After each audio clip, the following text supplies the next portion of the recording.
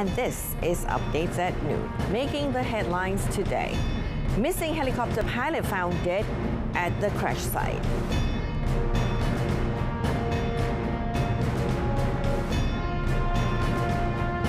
Government agrees to formulate bill on political funding.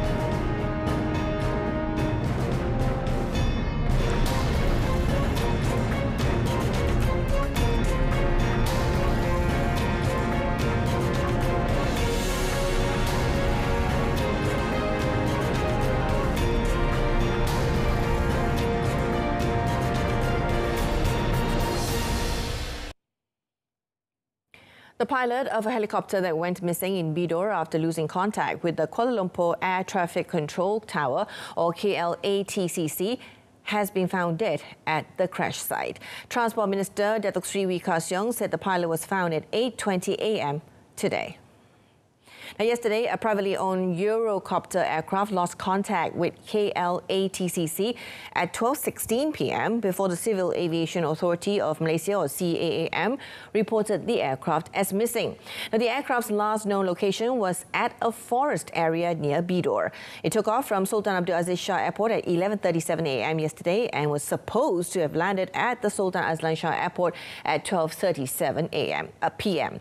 Now, according to Perak Police Chief Dato' Muhammad Yusri Hassan Basri, the search and rescue operation consisted of 20 officers and 80 personnel from various agencies and will cease once all required information has been obtained. Kita akan memastikan bahawa pesawat tersebut telah pun dijumpai dan mangsa dapat dikeluarkan daripada pesawat tersebut dan dibawa ke kawasan yang selamat untuk kita membuat siasatan seterusnya, dan jika kita dapat mengumpulkan semua maklumat tersebut, kita akan menutup operasi.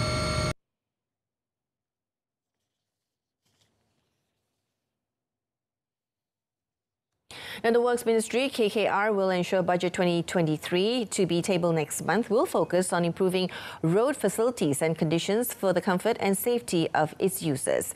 Senior Works Minister Datuk Sri Fadila Yusof said in general, much emphasis will be given to providing improved facilities for the people's well-being. Termasuklah dalam konteks lampu-lampu jalan yang menggunakan LED yang lebih penjimatan dan juga mewujudkan smart traffic light system.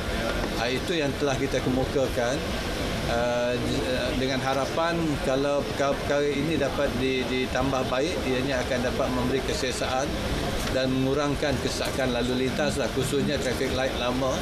Kalau kita dapat gunakan smart traffic light system, ianya akan lebih efisien kepada pengguna jalan raya. The senior minister said this after officiating a project to expand the road from Permatang Park Ilong to the Merdeka Bridge. The tabling of the Budget 2023 will take place on the 7th of October. Now, the Cabinet has agreed in principle to formulating a bill on political contributions. The Minister in the Prime Minister's Department, Datuk Sri Dr. Wan Junaidi Tunku Jaafar, said he would put forward the views of the Cabinet on the proposed legal framework for the bill to be presented to the Political Transformation and Political Understanding Memorandum Technical Committee for fine-tuning before being brought to the parliamentary sitting. In a statement, Datuk Sri Dr. Wan Junaidi said the government will try to table the bill at the third meeting of the fifth term of the 14th Parliament in the Dewan Rakyat.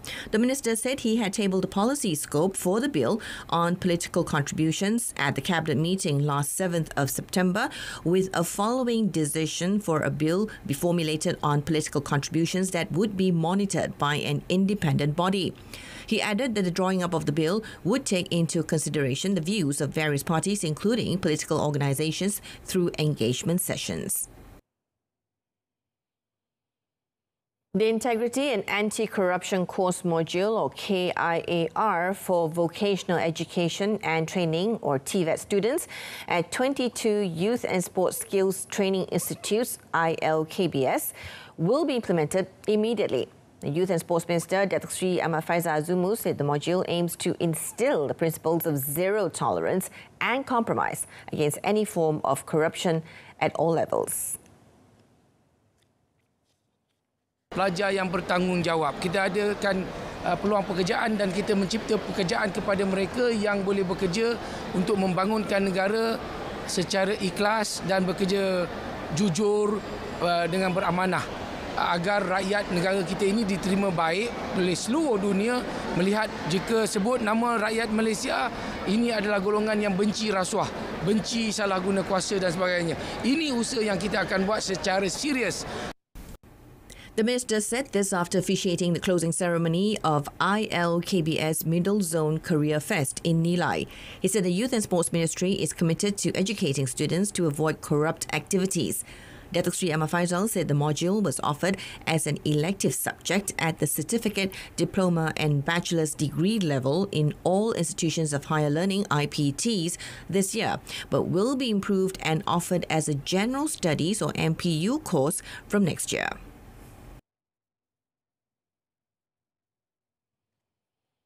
The Ministry of Women, Family and Community Development is aiming to have 1 million members of the Malaysian family join the Women Against Crime Squad, known as the Wajah Squad, by the end of this year. Now, Minister Datuk Sri Rina Mohamad Harun said with the new membership target, the ministry wanted to end all forms of abuse, violence or oppression against women. According to Datuk Sri Rina, the current membership stood at 326,500, consisting of 252,139 women and 74,361 men.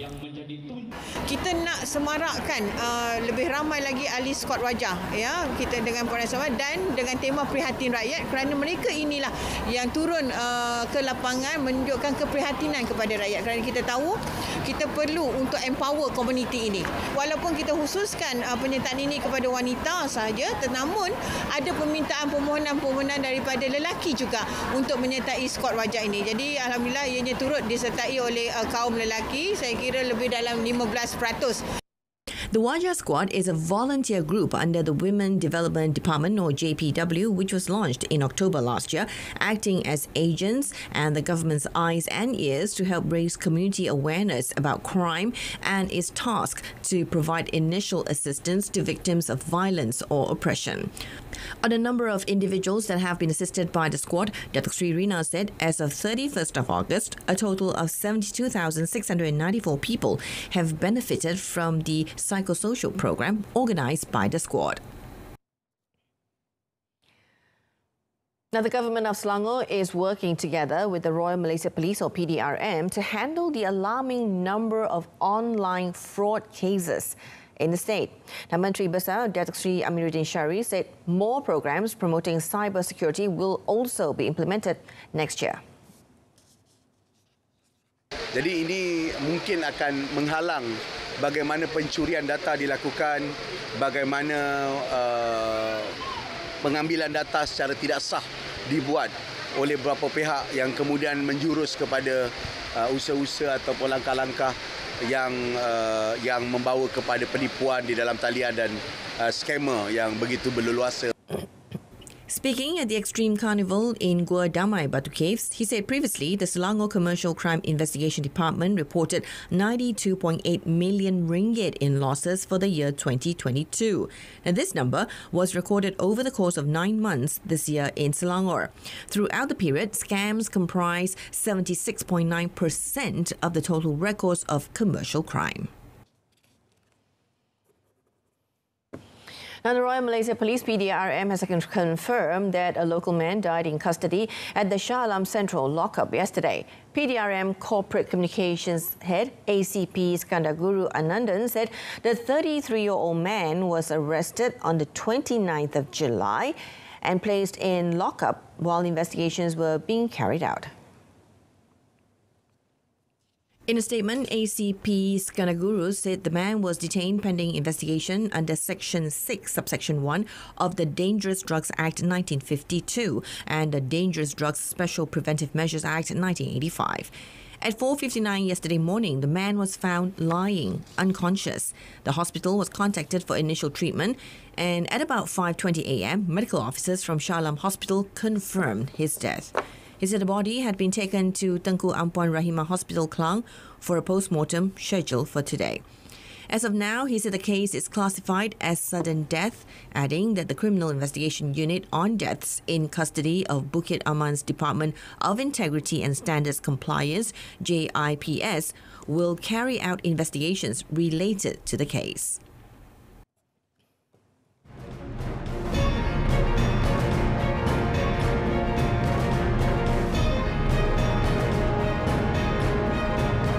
Swedish Conservatives close to election win.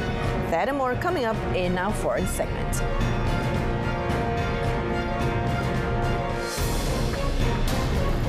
The Chinese Foreign Ministry launched solemn representations with the United States Embassy in China over the cyber attacks conducted by the US government on a Chinese university.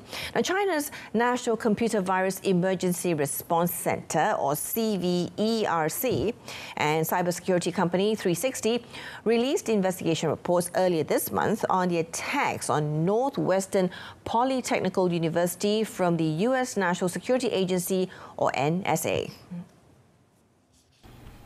The data showed that the NSA-affiliated Tailored Access Operation, or TAO, mounted hundreds of thousands of malicious cyber attacks targeting Chinese objectives. Yang Tao, Director of the Department of North American and Oceania Affairs of the Foreign Ministry, said the investigation reports presented the facts plainly with ample and solid evidence. Yang stressed that this is not the first time the US government carried out cyber attacks and piracy of sensitive information against Chinese institutions.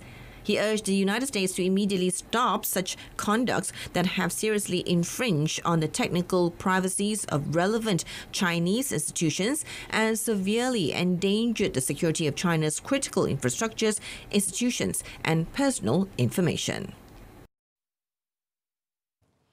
Now, the construction of the water diversion tunnel of Pakistan's Suki Kinari, or SK hydropower project under the China-Pakistan Economic Corridor, or CPEC, has been successfully completed on Saturday, which has laid a solid foundation for the expected goal of generating clean electricity. The diversion tunnel passes through multiple fault zones and water-rich zones with a total length of 23 kilometers. The tunnel is an important part of the project's water diversion system and the most important building in Suki Kinari SK hydropower project, located in the Mansehra district of the South Asian country's Khyber Pakhtunkhwa province. The project company also actively assisted the local government to combat rain and flooding, ensuring that the project was not affected while protecting the lives and property of the downstream Pakistani residents. With a total investment of about $1.96 billion, the construction of the project started in January 2017 and is expected to be completed in December this year. Now, Sweden's right bloc inched into the narrowest of leads, with around 90% of votes counted after yesterday's general election, with results pointing to a new government after 8 years of Social Democrat rule. Now, earlier today, figures showed the moderates, Sweden Democrats, Christian Democrats and Liberals winning 176 seats in the 349-seat parliament against 173 for the centre-left. In further evidence of a shift to the right, the anti-immigration Sweden Democrats are set to overtake the moderates as Sweden's second biggest party and the biggest in the opposition. A historic shift in a country that has long prided itself on tolerance and openness. Nevertheless, moderate leader Ulf Kristersson is likely to be the right's candidate for Prime Minister. With overseas and some postal votes yet to be counted and the margin between the two blocs wafer thin, results could still change. The Social Democrat Prime Minister Magdalena Andersson did not concede defeat on election night, saying results were too close to call. The election authority said a preliminary result would be available on Wednesday at the earliest. Whichever bloc wins, negotiations to form a government in a polarized and emotionally charged political landscape are likely to be a long and difficult one. Firefighters tackled fires at the thermal power plant in Kharkiv yesterday following Russian missile strikes that caused widespread blackouts. Now, the blackouts have reportedly affected around 9 million people in eastern regions, including Kharkiv and Donetsk, before it was restored at about 11 p.m. local time. Ukrainian officials accused retreating Russian forces of launching retaliatory attacks on civilian infrastructure in response to a rapid weekend offensive by Ukrainian troops that drove Russia to abandon its main bastion in the Kharkiv region. Deputy Chief of Kharkiv Region Emergency Services, Anatoly Toryanik, confirmed one duty officer had been killed following the strikes. Now, Moscow denies its forces deliberately target civilians. President Volodymyr Zelensky said late yesterday that the Russian attacks caused a total blackout in the Kharkiv and Donetsk regions and partial blackouts in the Zaporizhia, Dnipropetrovsk and Sumy regions. He called it a vile and cynical attempt at revenge for the Ukrainian army's recent success. Now, the United States National Weather Service, or NWS, yesterday issued a flash flood warning for parts of northeastern Illinois, including Chicago's northern metro area, after heavy rains flooded viaducts, stranded cars, and sent water surging into basements. Now, even after the heaviest rain had ended by around 11 a.m., the NWS warned that roads would remain flooded until the water had time to recede. The Intergovernmental Panel on Climate Change, or the IPCC, predicts more extreme flooding for the Midwest. According to Chicago's Water Management Office, extreme rainfall events described as very local, very intense and hard to predict have increased in recent years.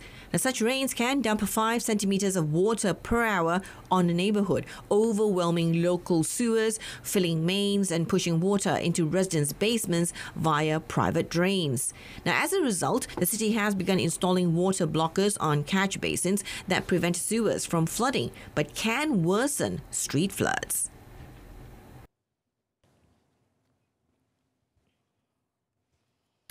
Now, despite the arrival of cooler temperatures and much-needed rain to Southern California on Saturday, firefighters continue to battle the mosquito fire farther north. Now, according to California Department of Forestry and Fire Protection, or CAL FIRE, as of Saturday morning, the blaze had burned through more than 133 square kilometers and was 0% contained, while on Sunday, the blaze has burned over 165 square kilometers and was only 10% contained.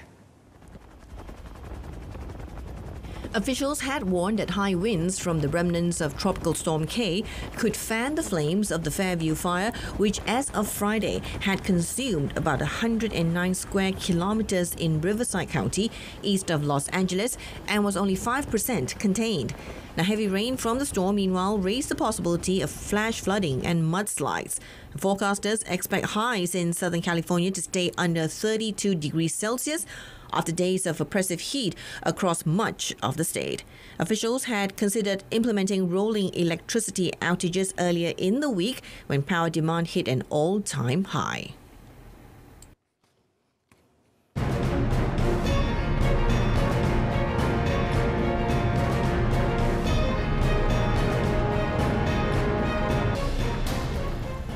The national under-19 football squad has targeted a minimum of 7 points for their 2023 Under-20 Asian Cup qualification campaign in Ulaanbaatar, Mongolia from the 14th to the 18th of September. Now, national under-19 coach Hassan Sazali Mamawaras believes that the Harimau Muda squad would need at least 7 points to have a good chance of qualifying from Group E for the next round.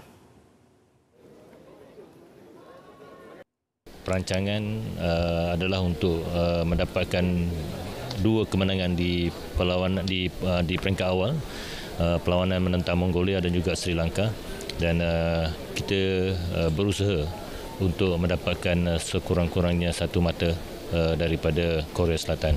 Daripada kejohanan yang kita bawa ke jemputan Vietnam baru-baru ini, so saya nampak ada kekuatan daripada dua kejohanan yang kita lalui ini untuk kita bawa pemain tersebut ke kelaikan AFC ini.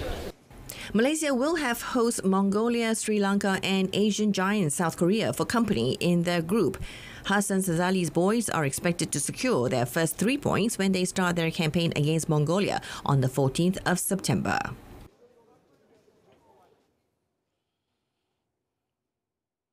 Now, after sinking India's Mohun Bagan to reach AFC Cup interzonal final, Kuala Lumpur City FC continue their winning momentum as they gave Sri Pahang FC a 2-0 beating and collect 3 full points in a Super League match at Darul Makmur Stadium in Kuantan last night. The first goal of KL City came in the 30th minute through Hakim Azim Rosli, who capitalised on a melee at the goal mouth to defeat Sri Pahang goalkeeper Mamadou Semasa. In the second half, KL City captain Zafri Yahya netted the second goal in the 72nd minute from a pass by Jordan Minta in the penalty box. As for the hosts, despite starting aggressively with David William Rowley making a close attempt in the first minute, but the ball was parried away by KL City goalkeeper Kevin Ray Mendoza. The 2-0 score stayed in KL City's favour until the final whistle. Thomas Tuchel said he was devastated after being sacked as manager of Chelsea following a poor start to the season. Now, the 49-year-old German was given the boot last week, the day after his team suffered a shock 1-0 defeat away to Dinamo Zagreb in their opening game of this season's Champions League.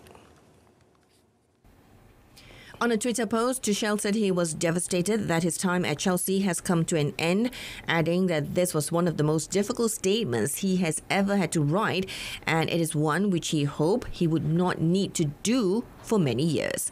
He said Chelsea was a club where he felt at home, both professionally and personally. Tuchel made an instant impact when he replaced Frank Lampard in January 2021, reviving the team's Premier League season and taking them to the Champions League final where they beat Manchester City. Now, Chelsea announced on Thursday they had appointed Brighton and Hove Albion boss Graham Potter as the new manager to replace Tuchel.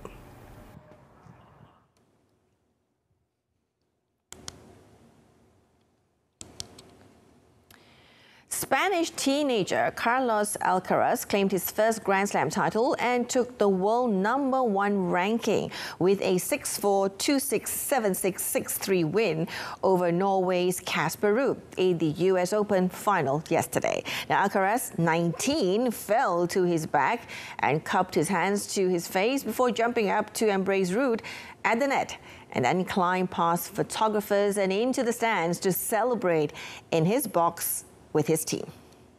Places Russian Daniil Medvedev at the top of the rankings. He's the youngest world #1 since the ATP rankings began in 1973, breaking the mark set by Leighton Hewitt, who was 20 when he became #1 in 2001. Now, Ruud was trying to become the first Norwegian to capture the top spot, but was unable to match Alcaraz's firepower under the closed roof.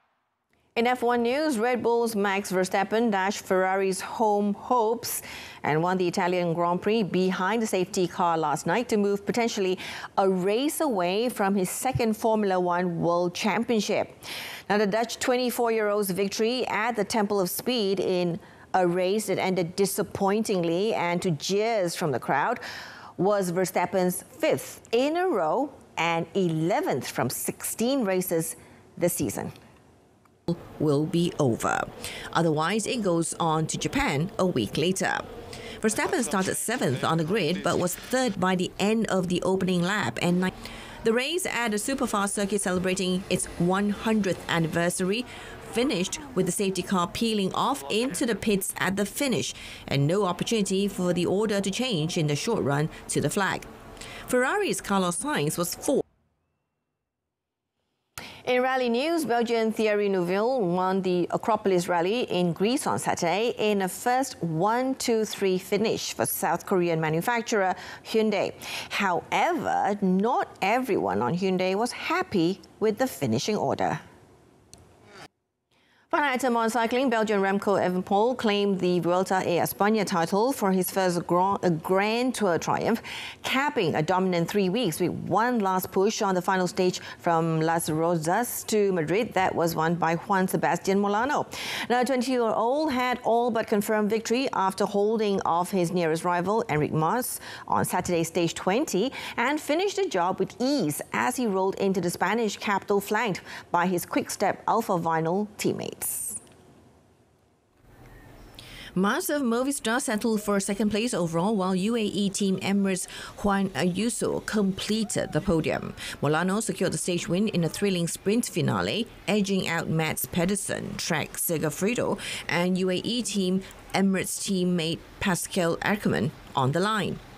But the day belonged to Evenepoel, who never relinquished the red jersey after taking the lead on stage 6 and looked favourite to capture the title after defending champion Primož Roglic, who was steadily closing the gap, withdrew from the race before stage 17. Now that left Mas as his sole challenger, but the Spaniard could not wipe out the deficit despite a couple of sprinted attacks in the final mountain stages. Evenepoel abandoned the 2021 Giro following a crash on stage 17 and failed to medal at the Tokyo Olympics, but bounced back strongly earlier this year with a win at the Clásica de San Sebastián before claiming 2 stages at the Vuelta. And that's it for this afternoon. Wrapping up with a recap of our top story: missing helicopter pilot found dead at crash site. Tune in to News at 10, coming up at 10 p.m. on Salora Berita RTM. I'm Jessica Lee. Thank you for watching.